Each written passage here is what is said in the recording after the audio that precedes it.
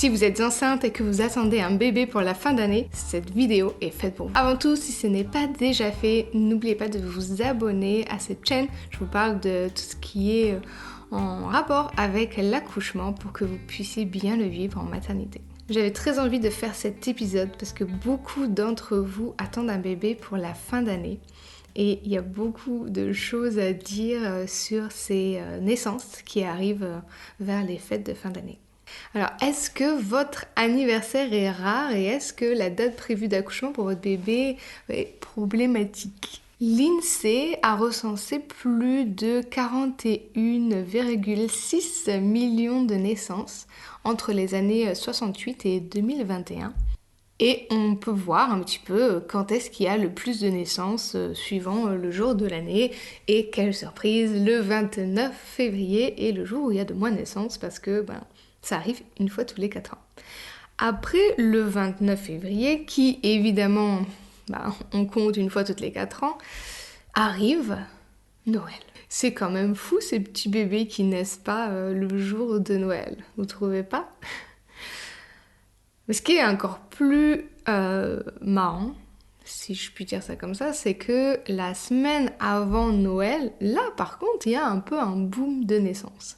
Donc, je sais pas, peut-être que ces enfants, ils se sont passés le mémo de se dire « Oh, on va quand même pas embêter nos parents le 25, le 24 décembre, naissons la semaine d'avant pour pas, empêcher leur fête. » Et puis qu'on soit là aussi pour profiter du 25 et du 24 décembre.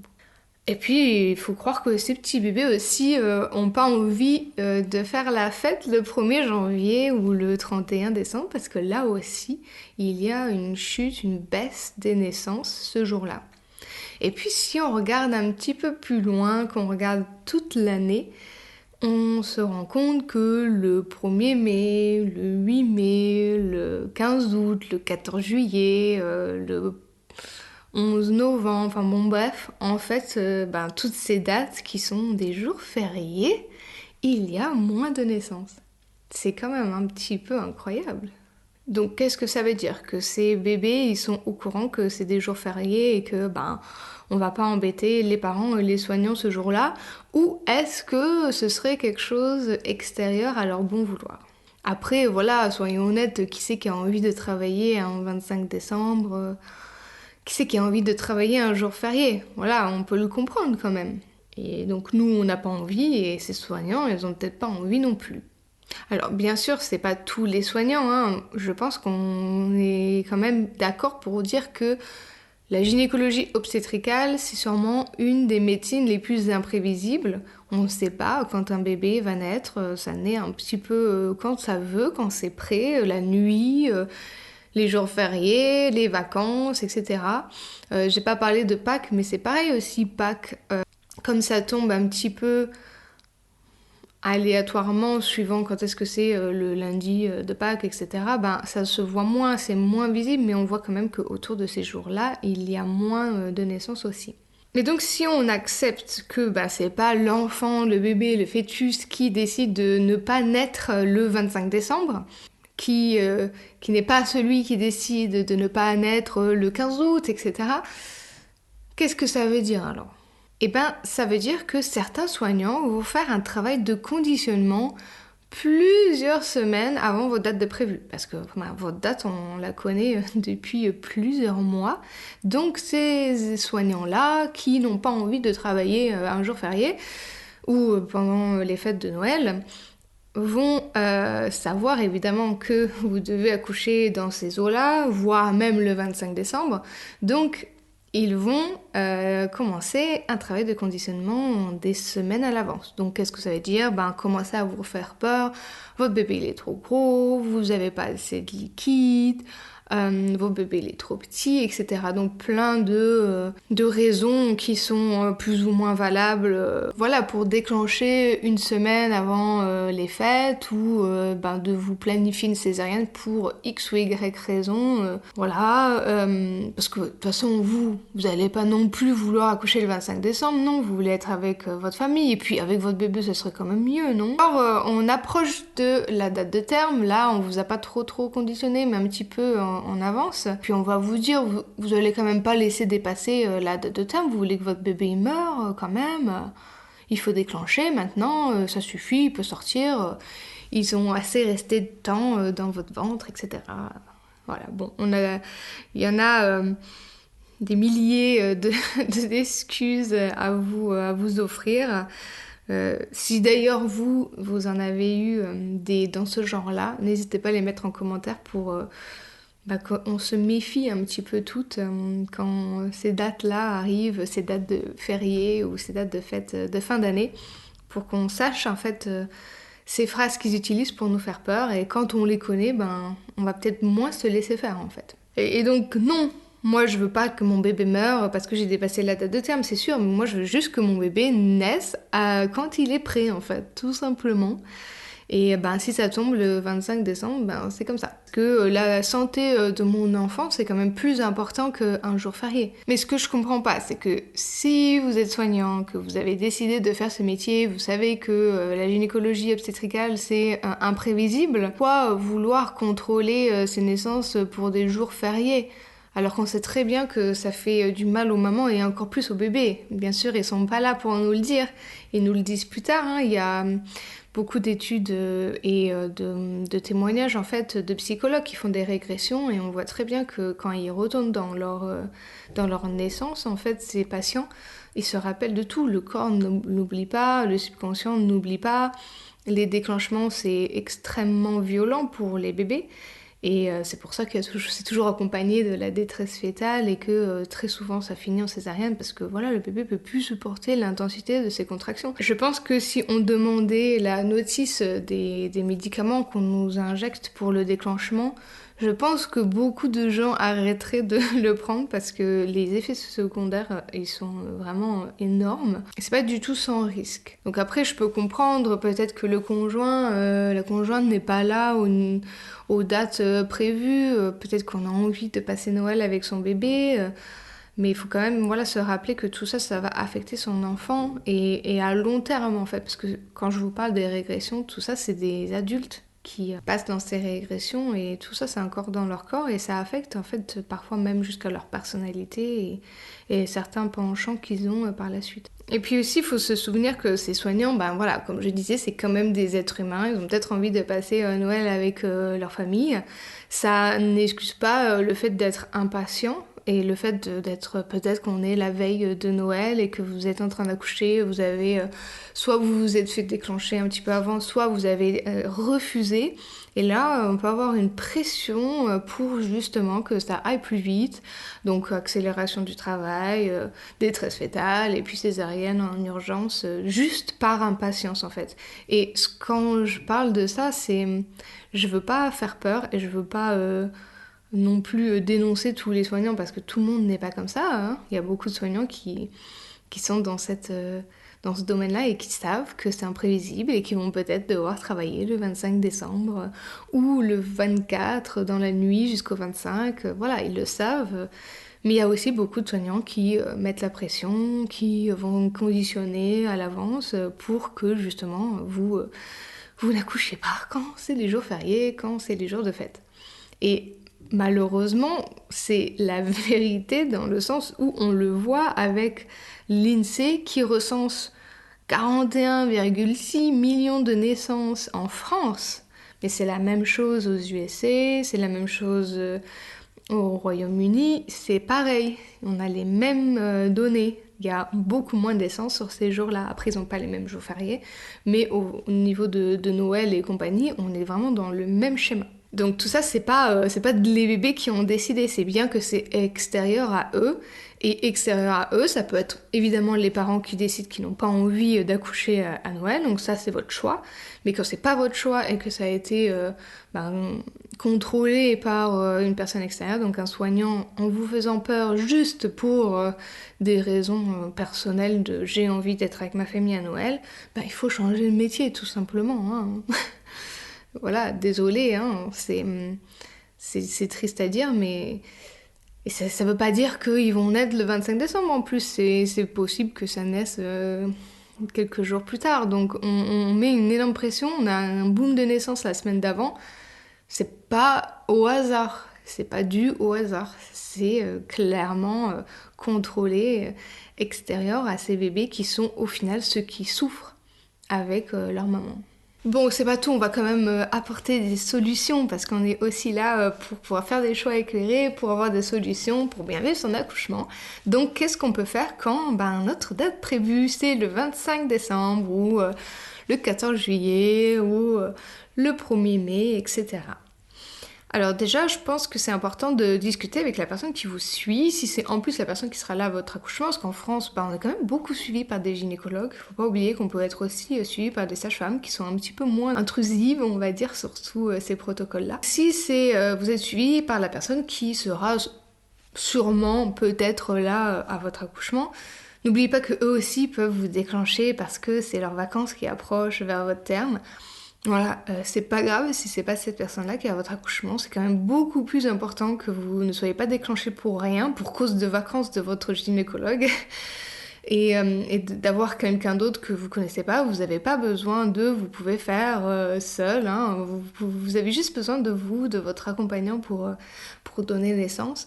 Donc si votre gynécologue part en vacances, laissez-le partir, et ne vous faites pas déclencher juste pour cette raison-là. Franchement, même si vous l'aimez beaucoup, il vous fait pas une fleur en fait en soyant là à votre accouchement et en vous déclenchant pour être là. C'est pas du tout une fleur qu'il vous fait, faut bien se rappeler ça.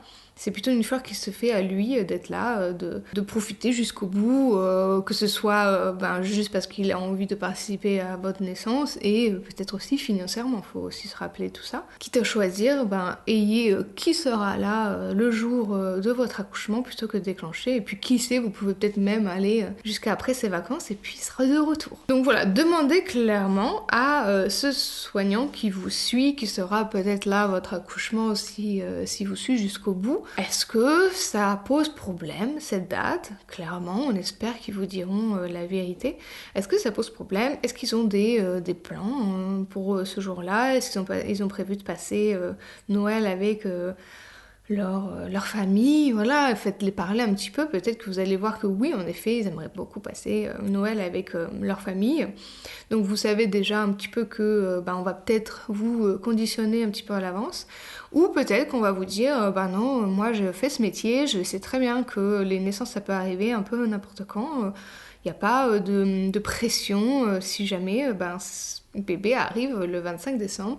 Je vais pas vous mettre de pression la semaine d'avant, les jours d'avant, etc. Voilà, déjà d'avoir cette conversation avec votre soignant et en espérant qu'il soit honnête. Si vous appréciez ce soignant, de voir avec lui et avec la maternité, est-ce que si il a décidé qu'il aimerait bien faire, je dis lui, mais ça peut être une femme bien sûr, que ce soignant a décidé que ils aimeraient bien passer les vacances de Noël avec leur famille, de voir avec la maternité, qui sera là de garde, qui accepte d'être là pendant les fêtes, qui n'est pas ronchon d'être là pendant les fêtes, et peut-être de rencontrer aussi cette équipe-là. Et si vous n'appréciez pas plus que ça votre gynécologue obstétricien qui sera peut-être là à votre accouchement, j'ai envie de dire, on s'en fiche un peu de s'il sera là ou pas, juste vous souvenir qu'on va peut-être vous presser pour que vous accouchiez avant leurs vacances, mais si vous n'appréciez pas plus que ça, vous l'avez pas l'apprécié le jour de votre accouchement, donc bon, c'est peut-être mieux qu'elle ne soit pas là parce que ça pourra vraiment impacter en fait votre expérience de l'accouchement.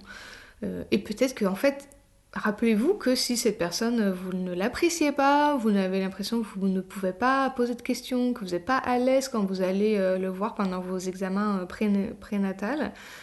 prénataux, n'hésitez pas à changer. Vous avez le droit de changer de soignant et d'essayer de trouver quelqu'un avec qui vous vous sentez un petit peu plus à l'aise. Ensuite, il faut se déconditionner, de savoir qu'on va vous faire peur vers la fin d'année. À l'approche de votre terme, on va vous faire peur, on va vous donner des excuses pour déclencher le travail. Le savoir, déjà, c'est pas mal. D'essayer de creuser un petit peu quand on vous dit votre bébé il est trop gros, vous n'avez pas assez de liquide. Le liquide, par exemple, c'est normal en fin de grossesse. Le liquide, c'est en fait le bébé qui aspire le liquide amniotique, et qui va ensuite uriner Et en fait, vers la fin de la grossesse, ces reins, ils sont plus matures. Donc, l'urine, elle est plus concentrée parce que ils font un meilleur travail, en fait, ces reins. Donc, c'est normal qu'ils expulsent un peu moins de liquide et donc que ça réduit vers la fin d'année. Donc, ça, c'est la physiologie normale, en fait, de la grossesse, du bébé, etc. Donc ça, c'est pas une raison valable pour déclencher. Ensuite, le poids bébé, combien de fois on pourra le dire, mais les échographies, elles sont fausses à 10-15%. Donc un bébé qu'on estime à 4 kilos, bah en fait, il peut faire 3,4 kg ou 6, pardon, 3,6 kg ou 4,4 kg. Donc pour un petit bébé comme ça fait une énorme différence en fait. 10%. Sur un poids comme nous, ça fait pas énormément de différence, mais sur un tout petit poids comme ça fait beaucoup de différence. Et un bébé qui fait 3,6 kg, c'est pas la même chose qu'un bébé qui fait 4,4 kg, etc. Donc on peut vous dire que c'est un gros bébé, et peut-être qu'en fait il est même plus gros que ce qu'on on vous dit, ou peut-être qu'en fait il est plus petit que ce qu'on vous dit. Et puis, encore une fois, j'espère vraiment que je me trompe quand je dis ça, mais est-ce qu'on nous dit aussi la vérité? Voilà, est-ce que quand on vous dit votre bébé il est gros, il fait tel poids estimé, est-ce que c'est vrai 100%? Sachant qu'on ne le sait pas à 100% la vérité, parce que beaucoup de bébés qui sont estimés à un poids ne sont jamais ce poids-là.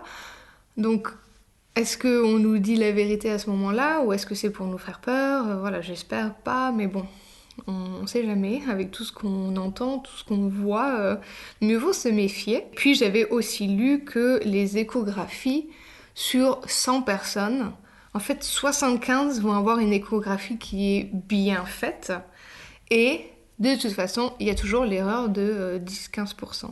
Donc de toute façon, pas tout le monde va avoir une échographie qui est bien faite, et tout le monde aura quand même une marge d'erreur. Donc on ne peut pas se fier à 100% sur ça. Donc un gros bébé, un petit bébé, voilà, c'est quelques grammes comme ça, c'est rien.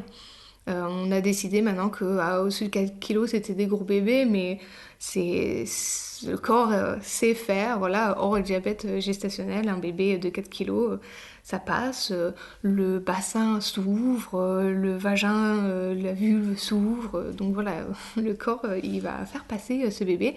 Et on se rappelle aussi que le crâne du bébé se déforme pour aussi passer, donc voilà, tout se déforme pour passer. Donc voilà, de se déconditionner, et c'est vrai, on va vous faire peur à l'approche des dates, si en France, si aux US, si en Australie, en Angleterre, il y a moins de bébés ces jours-là, c'est pas dû à rien, c'est dans tous ces pays développés en fait, qui ont justement accès au déclenchement césarienne, etc. C'est vrai, c'est pas... on va peut-être vous dire que c'est pas vrai, mais voilà, les données, elles sont là, on le voit bien, il y a moins de naissances les jours fériés, et surtout vers Noël, donc là, parce qu'en plus on a plus de dates, on a les vacances, etc. Donc c'est vrai, c'est quelque chose à savoir et se déconditionner là-dessus, que si vous avez votre date prévue en fin d'année, début d'année aussi pour le 1er janvier.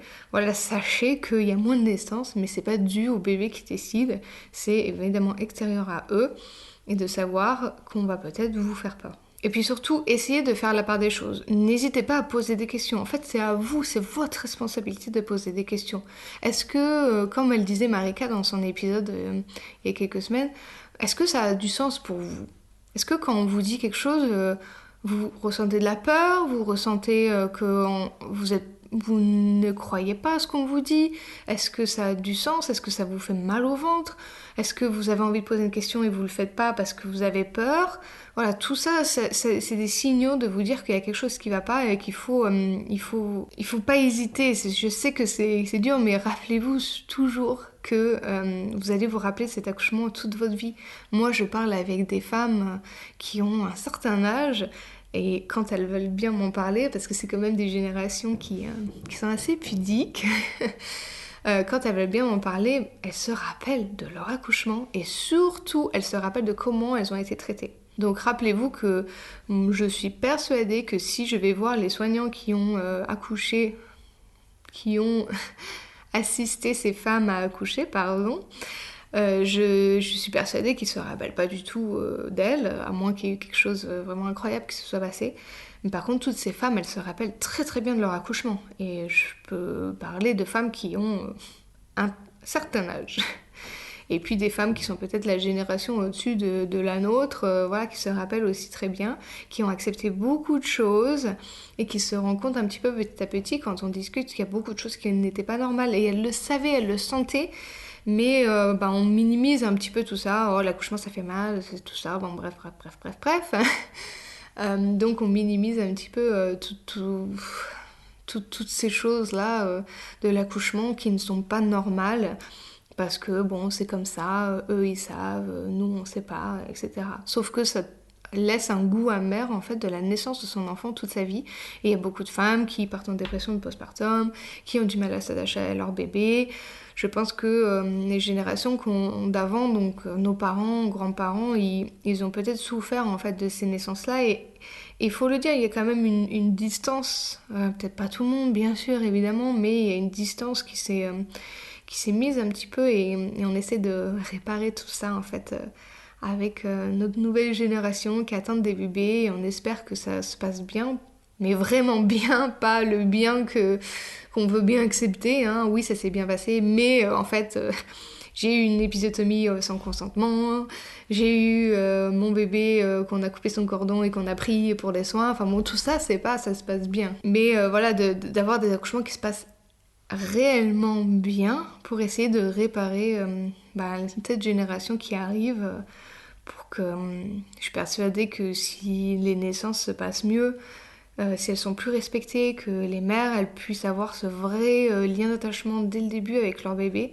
je suis persuadée que ça fera des enfants et donc une génération totalement différente. Donc voilà, posez des questions.